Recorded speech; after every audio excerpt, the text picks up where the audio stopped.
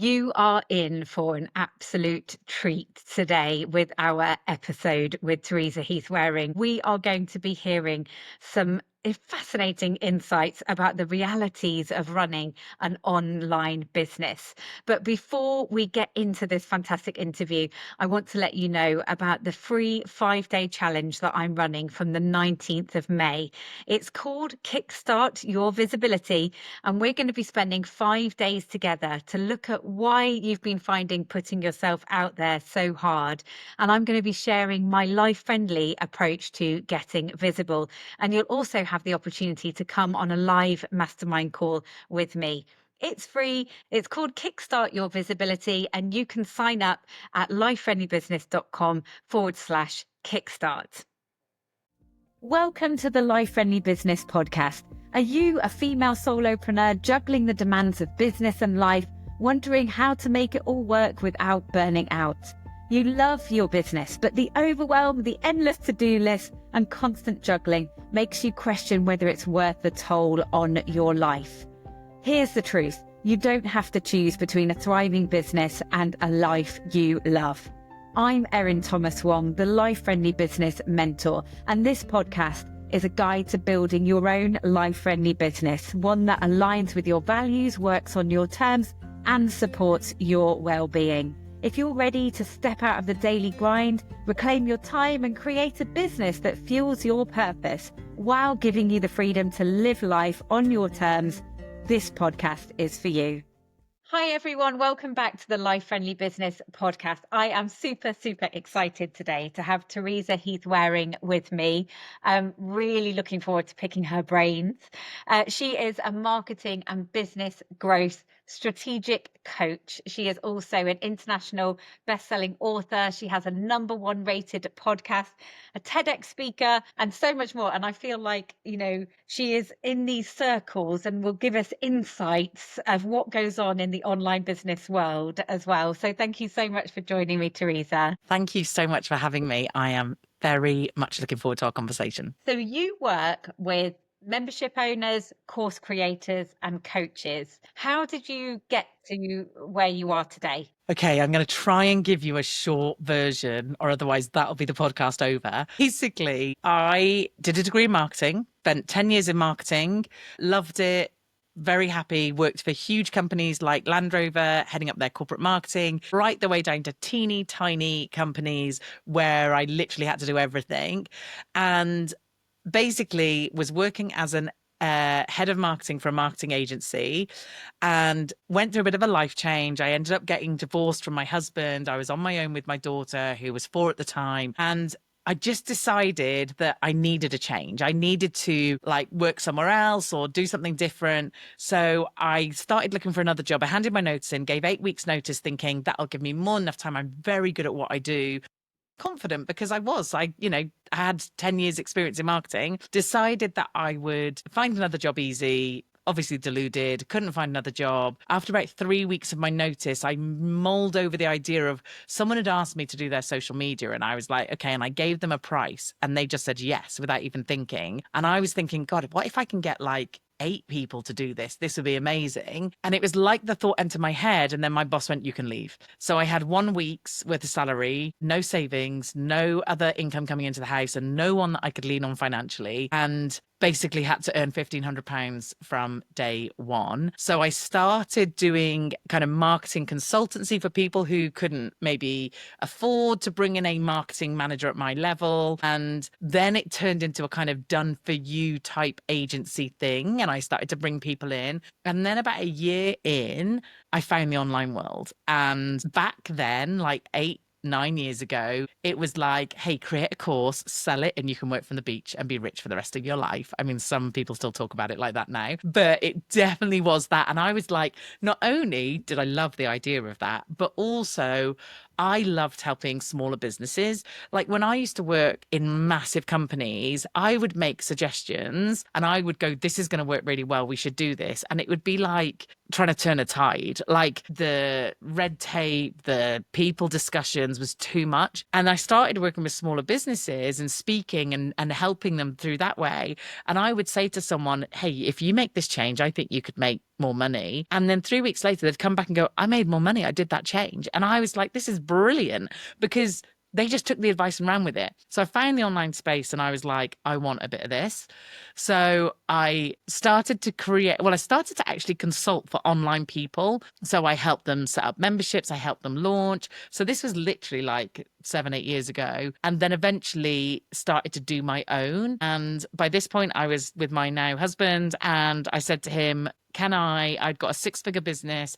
Can I fire my clients and go all in the online space? And thank goodness he said, well, not that I was asking permission, but it was more the fact of, you're financially going to have to hold me for a little bit, because I don't know what's going to happen and how quick. But that's what I did. So ever since then, I fired my clients. I don't have clients. And now I just do the online stuff. So what does your average week look like in terms of, because that's the thing I love about an online business, is that it is more life friendly in terms of a business model. But how do you spend your week? Well, I don't think anybody's ever asked me that. So this week has been a little bit different, because one thing I try and do is I batch my calls. So yesterday I was actually out doing an in-person interview. So that was kind of cool. The week before I was out at a couple of different events. So I try and, although my inner introvert does not want me to go out, I do occasionally leave the house. But like today, I literally have back-to-back calls all day. So I have not got a gap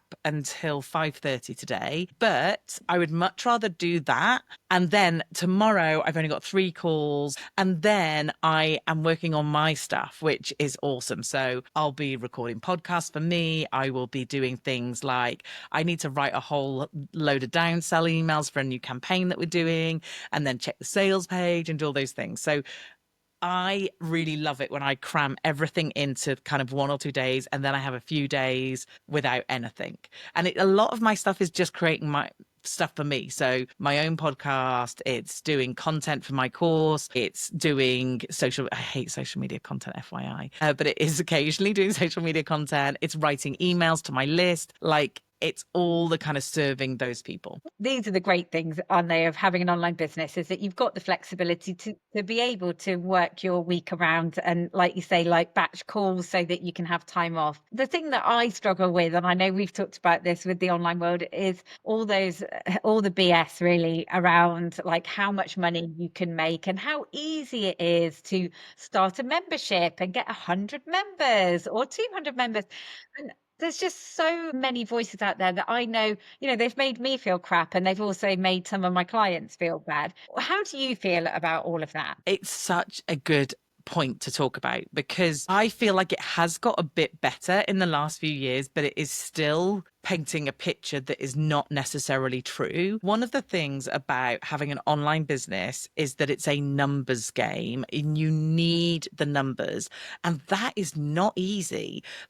Sometimes trying to build your email list is like pulling teeth. And the other thing about the online world is there's an expectation of what success looks like. So when I first came into it, all people ever talked about was 6 and 7 figure launches. Have you done a 6-figure launch? How big this is your launch? How much money did you make from it? And the truth was, they never really told you how much money they made. They just told you I had a 6-figure launch. Well, that 6-figure launch is great, but how much did you spend on ads? How much have you spent on affiliates? There's a great quote that an agency in the UK uses, a marketing agency. Their strapline is "a truth well told." And that is the online business street. Literally, yes, they are telling the truth, but they are telling the bits of the truth that make it look really good. So I had one of my my very first membership, I helped someone launch. They got 130 members in their first launch, right? One of the next ones I did was for the 2 Lauras, who are fairly big in their space. They got hundreds in that first launch. I will rarely talk about those 2 launches, because those 2 people, or the Lauras and this first person, they had an audience. They were really well known for what they did. So yes, they worked with me, and yes, I helped them come up with the strategy and helped them with the launch and all that sort of stuff.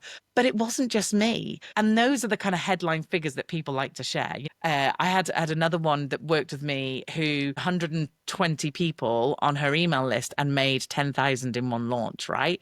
Well, doesn't that sound phenomenal? But what no one's asking me is, what did she sell? How much was it? How warm her audience were? When did she last sell them something? Like, there are so many nuances to the online world that it's never as simple and as easy as people make out.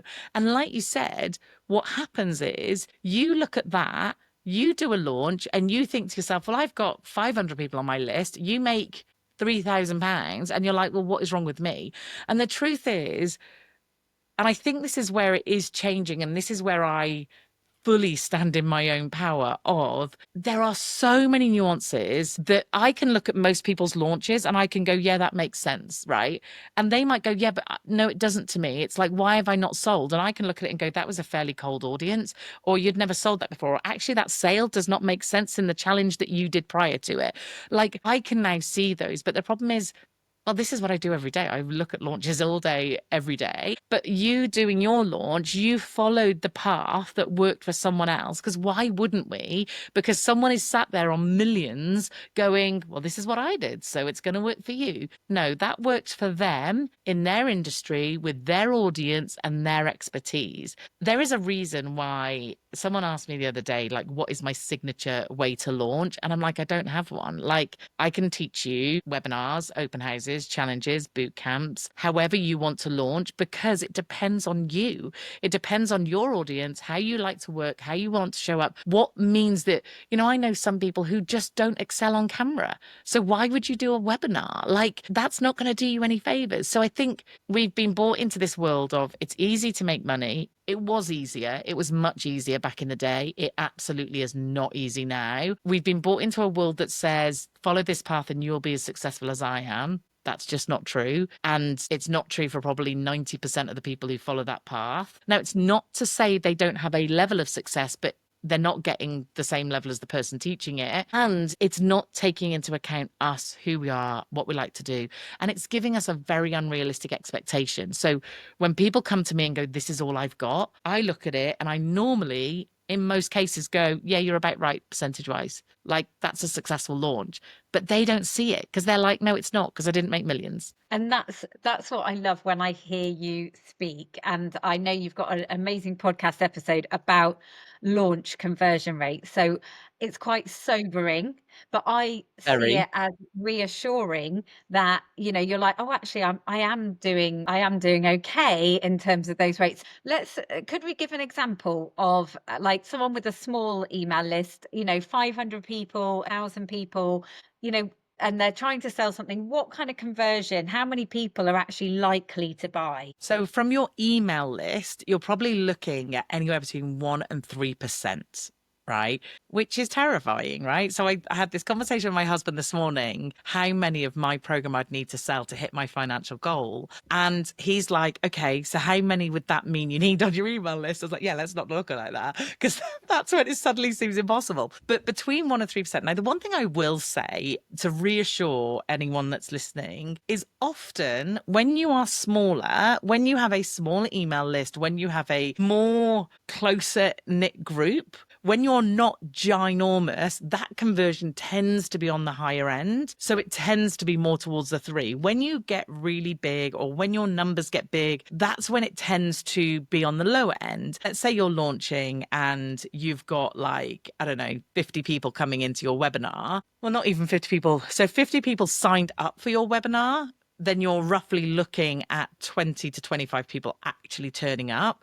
So if you've got 20 people on your webinar and you are able to go, tell me in the chat what you do, and you're able to give examples, or you're able to drop personal DMs to those people because you know who they are and you can find them because you go to that effort, you are much more likely to get a higher conversion. Whereas when you have a massive audience and you have big numbers, you just can't do some of those cool, more bespoke things, and therefore your percentages are a little bit lower. But it's all about kind of understanding how you want to work, what works for you. But the other key thing is what happens as well a lot, right? So people do a launch, and because the launch does not give them the numbers that they are expecting, they think, I've done it wrong, it's broke, this doesn't work. They don't do the same again. This is a huge mistake. Okay, we need you to do that first launch, and I need you to track everything that you did. How many emails did you send? What did you write in in your emails? How many social media posts did you do? Did you go live? Did you do stories? Did you do any personal outreach? How many from your actual list went onto your launch list, i.e. signed up for the webinar or the challenge or the bootcamp? How many people turned up live? How many emails did you send them to get them to turn up live? What did your sales page look like? Like, I literally want everything, because then if I can tweak, and I've got this great example, which I'm going to really quickly try and, well, I think I can vaguely remember it. So basically at each point, the percentages are always like between one and, two different numbers. For instance, your launch list, i.e. the people on your email list who sign up to your launch, is normally, if I remember off the top of my head, between 15 and 30%.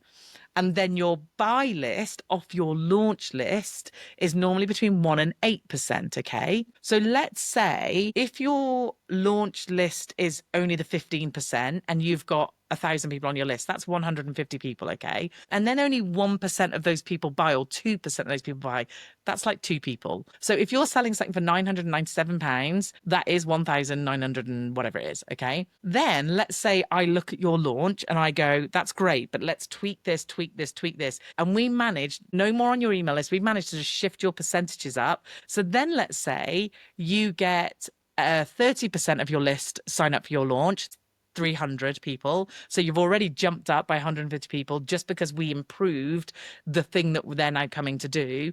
And then let's say that 8% buy, that works out to be about £24,000 you've just made on that launch. And technically your list didn't change. All we've done is learnt from your first one, tweaked, run it again, tweaked, run it again. Like, and that's the thing that people aren't doing, because they do it. They have this expectation in their head that they're suddenly, and I get it, right? I had the same expectation, sell something once and become a millionaire. But because you don't, you then let that dishearten you completely, when it's not your fault. It's the fault of people teaching the one thing that is going to change everything. And then actually it's about, what did I learn? How can I tweak? So my program is like properly, fully going to be sold this year.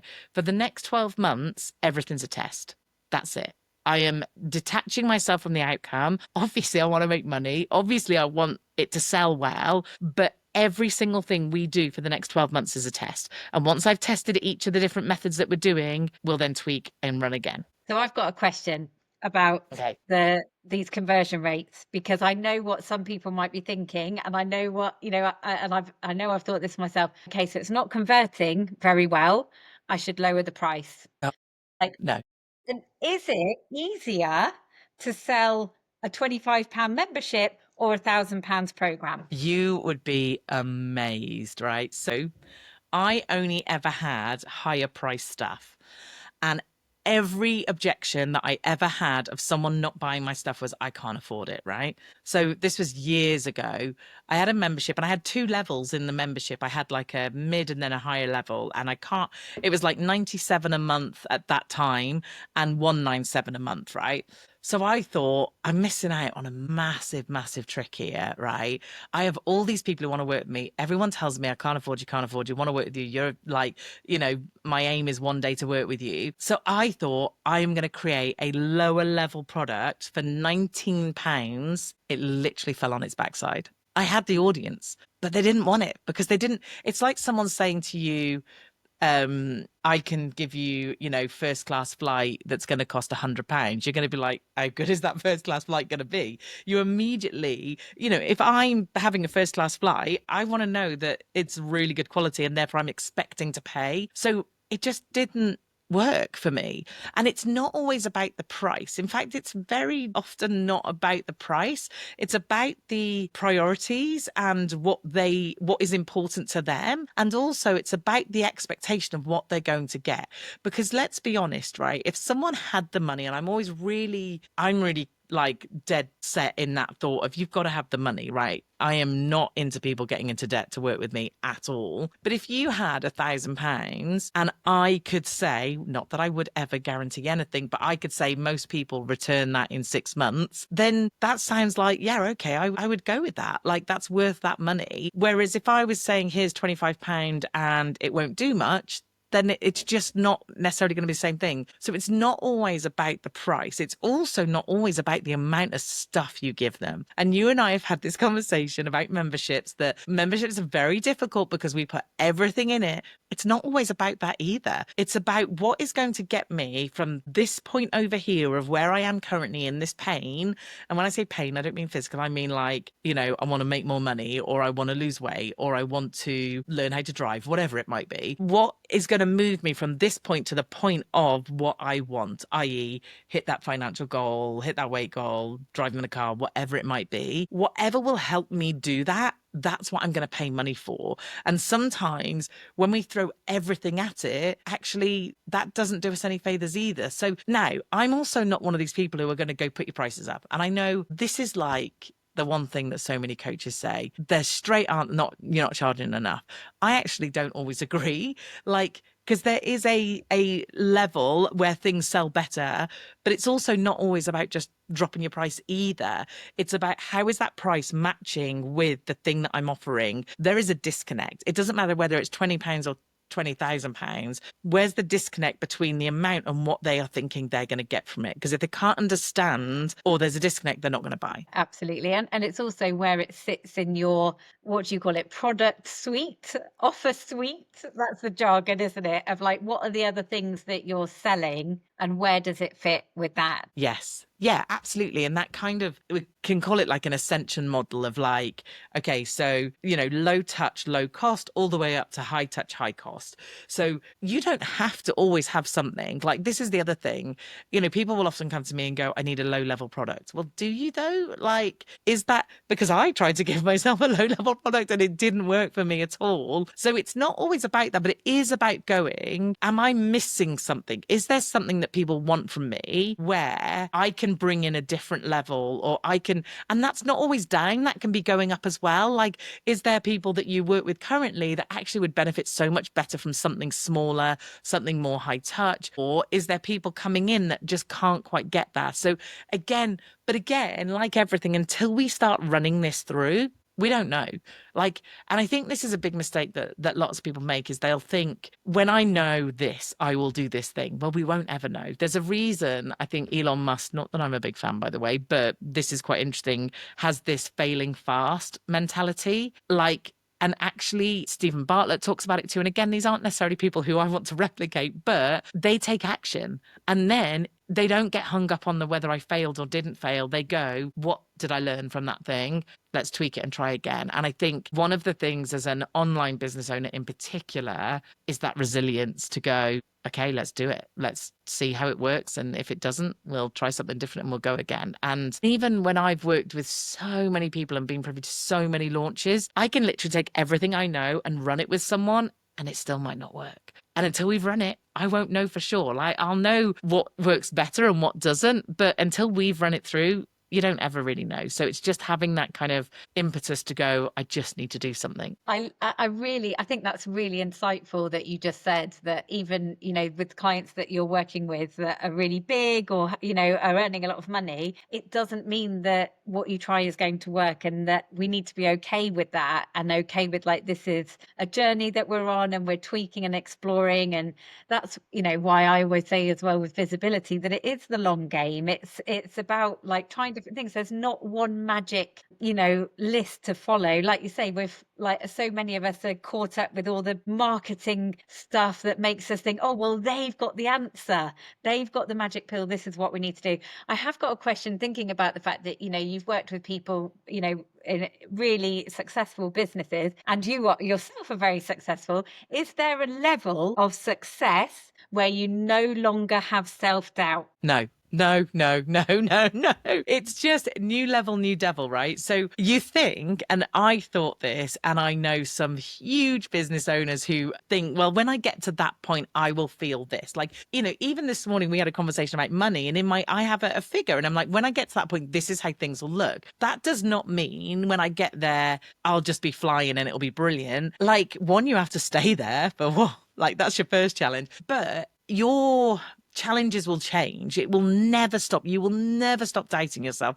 You will never stop thinking, God, I'm amazing. This is amazing. And this is a breeze. It's not. Like, there is always something. It just changes. So in the early days, like, you know, we were doing this interview and I literally have them in my diary and I rock up and I don't think twice about them, right? Not because I don't care. I love them and I want to show up the best I can, but because I am so confident doing them now that I don't worry about these things. I remember the first interview, again, I've got 2 for my podcast this afternoon, which I will look at their information literally 10 minutes before I go on with them. The very first interview I did my first 2 interviews of Pat Flynn and Amy Forthfield. I literally made my house shut down. I was like, get off the internet. No one make a noise. And I was sat there like 10 minutes before shaking, like literally like, okay, I've got my question. I know what I'm saying. How do I start it? Like I was a nervous wreck. And now that doesn't bother me at all. So that is no longer a concern. That I am confident in doing. But then there are other things like reaching out to big people's podcasts. I am not very good at that at the moment and I need to get better because that is still a confidence thing. So there's always going to be something. Like I said, even if you think when I get there, I will feel this. Yes, you might about that particular problem, but then some other problem, I'm so sorry, is coming to bite you in the backside. And even things like, when I get a team, it'll be great. Well, I have a team and I'm currently working on a load of stuff with that team, trying to make it work really, really well. That is a new challenge. That's something difficult that I've got to sort out. So there's never nothing. It's never, and I honestly think if you get to that point, you're probably not pushing yourself, or you're probably, and that's fine. If you get to that point, you go, I'm good, I'm done. Absolutely, hallelujah, happy days. But at the point, if I haven't reached the goals I'm trying to reach and I feel like, oh, everything's just swimming and great, I'm probably not pushing myself hard enough. It's so interesting, isn't it? Because this is the whole thing of like comparisonitis and looking at someone else's front stage. Because, you know, when you said, you know, I don't like reaching out to big podcasts and, you know, and I'm thinking, what? You've got a number 1 rated podcast? Like I've seen you speak at Atomicon and at Kajabi events. And it's just so interesting. And, you know, we're so good at looking at other people online and thinking they've got it all nailed. That's all fine. But, you know, when you actually get to speak to people, like you say, it doesn't matter really where they are in their journey. There's always something, isn't there? Yeah. And from a money point of view as well. So it's really easy to look at the big launches and go, it's all right for them. They're making X amount of millions in a launch. But their business is a very different looking business to ours. Like their overheads, their targets, they still have to hit them just because they're in a different stratosphere to maybe where ours are. They have to hit those targets. So whereas like we're going, you know, I'd give my right arm to maybe make 20 grand in a launch or 100 grand a launch, whatever it might be for you listening, they're still thinking that about where they're trying to reach because they have employees, they have ad spend, they have money that they've invested. I remember interviewing Denise Duffield-Thomas years ago, and she'd just done a new campaign for her course. I can't remember what it is. And the videography work, she literally had a different set. She does money archetypes. She had a different set for every single archetype. She had a different wardrobe. She had a different everything. The money she must have paid into that was obscene. So therefore, when she sat there going, right, I want to hit the million or whatever it was that she made in that launch, it may be on a different scale, but it's on the same kind of balance. You still need to bring in as much to make the work warrant. Ours are just at a different amount of money. Like, so don't always necessarily look at these people and think, well, they've got it made. How much have they got to pay out in affiliates? How much have they got to pay in ads? How much does it cost just to run their business? And therefore they need to hit those amounts in order to make it work for them as well. And this is all about our own measures of success, working to our own measures of success. Absolutely. So I do want to ask, do you think anyone can be successful with an online business? Well, that's a great question, and I don't know how I want to answer it. Okay, do I think anyone can be successful? I want to say yes. Okay, it depends what your level of success looks like. Do I think anyone can have a big online business and make loads of money? No. No, I don't. I also think there's a lot of people who think they want an online business until they get an online business. So I don't think it's for everybody. Like there are some people that I know who love being in person, love doing client stuff, love being the behind the scenes person. Well, that isn't really what an online business owner does. I don't think it's for everybody. And I I think given the right support and help and tailoring things to you, you can have a level of success. If your only version of that is, can I make millions? Then I think there is a very small percentage of people who can do that, who can literally make millions and millions. And I think that gets trickier and harder. Like I said, not everyone is good on camera. Not everyone is good on stage. Not everyone is, you know, and therefore, when you are an online business, you are the face of it a whole lot. Like, there are not many online businesses that are not the face of their own business. And I think that's really important. It's really hard because I want to say yes. Like, I was working with someone the other day who her membership is very different to a standard membership. And she was like, I'm not a challenge person. I don't even have a Facebook group. I don't have a group at all because the membership is about doing work. It's not about the community. And she was like, so when we looked at the different things that I teach, she was like, I have done a webinar. I don't love them. I've done this. And I was like, I think for you, people need to understand what you do because it's not an easy understanding thing. So I think you need to do something over several sessions so they understand, should I don't want to challenge event, that's fine. So then we created something that is fitting for her and we've tweaked. It's actually what we're doing is a mix between an open house and a challenge. And we've removed certain parts and we've brought in other parts that you wouldn't normally have because I think that's going to work really well for her. And I think that's the key thing. It's if you want something off the shelf, then you're going to get, I think, what was it? Generic advice, generic results. That's great. But if you can work with someone who can go, and you're thinking long term as well, then yes, I think you can have some success. What that looks like. And you could be, this is the other thing I just want to add about the online space. We are wildly crazy when we talk about money, right?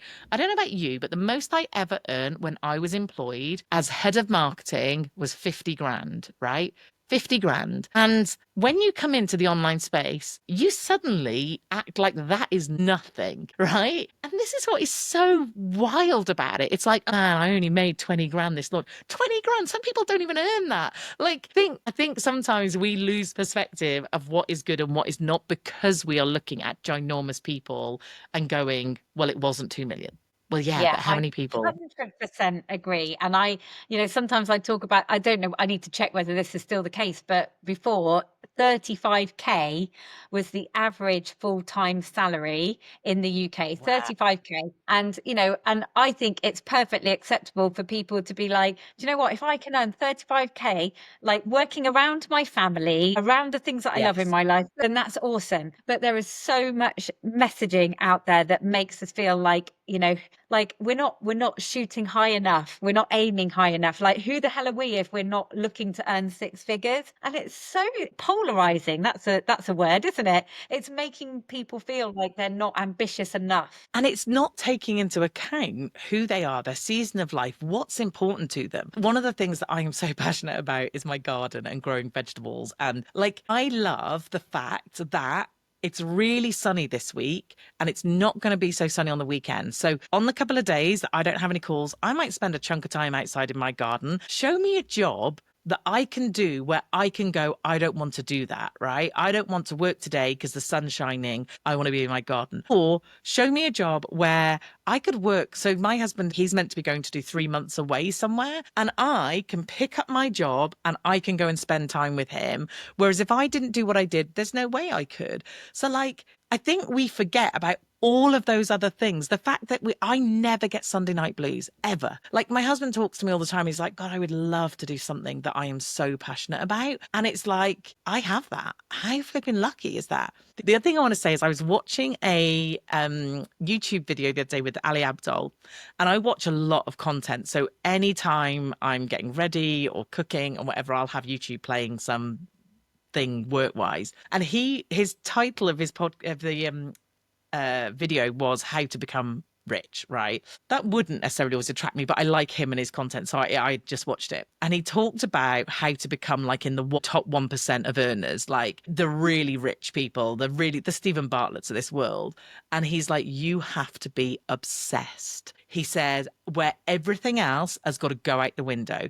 And again, I was listening to something else yesterday from someone else, and they were talking about Elon Musk and going, I wouldn't go to this guy for advice on families and marriage because he's had 3 marriages and 12 children, and he probably doesn't see hardly any of them. Like, because he is obsessed with his thing. And Ali said in his YouTube video, if you're not obsessed, if you are not willing to shelve everything else to go so deep into this thing, then you're probably not going to be super rich. And that for me was a good thing, right?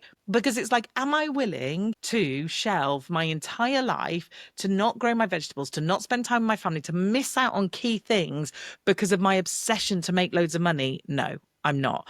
Now, does that not mean I can't earn a really good? Absolutely not. I can earn really good money and still have a life. But it was a really good, for me, leveling point, right? It was like, if you want a business where you are so in it and you're so driven and you are literally doing everything and you are shelving other things and missing out on other things, then yes, you could probably be uber successful because that's kind of what it takes. If you are not willing to do that, first off, absolutely fine. Like, there are very few people who are willing to do that, hence why there are only handfuls of multi-billionaires in the world, right? There are very few people willing to go to that level.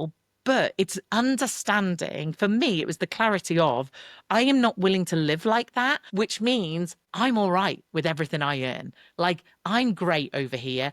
I can earn a really good amount of money. I can live a very nice life, and I'm not killing myself over here. Like, that's fine. And just going, I'm all right with that. And I'm not sat there. There's another great quote that is, don't be annoyed about the results you didn't get for the work you didn't do. And that sums that up. Like, I'm not willing to do that. So I'm not going to be annoyed that I'm not a multi-billionaire because I am not willing to put that work in. And I feel like that whole thing about sacrifice is a very masculine approach to business because, you know, women, Absolutely. females are predominantly the primary carers for both their kids and their parents. And yeah, absolutely. That's where the whole life-friendly approach comes in for sure. So I've got one more question to finish on, but just quickly, how can people find you? So you can search Teresa Heath-Wareing. I am mostly on Instagram. I'm a bit on LinkedIn, but I'm a bit rubbish. And obviously you can check out my podcast. If you are a podcast listener, then please come and take a listen to Your Dream Business podcast, wherever you are listening to this. And you will also be speaking at my Momentum Day event next March as well, which is wonderful. I'm so So excited. my final question is for all those women listening who are, you know, working hard to create their successful business, but feel like they're just not making the traction they want to make, what would be your advice? I know this doesn't seem like it'll be particularly helpful, but just keep going. Like, the amount of people who give up, all the people I've worked with, the main difference, the successful ones as opposed to the not successful ones, is tenacity and is the ability to brush yourself down and get back up and do it. Like, but also with good support. And I know Erin is like the best, and her and I are so similar in lots of ways that we have online businesses and we want to serve multiples of people. However, we care deeply about the people we serve. And I'm speaking on behalf of you here, Erin, but I never want a thing where I've got thousands and thousands of people in it, because I won't be able to love on those people like I do currently.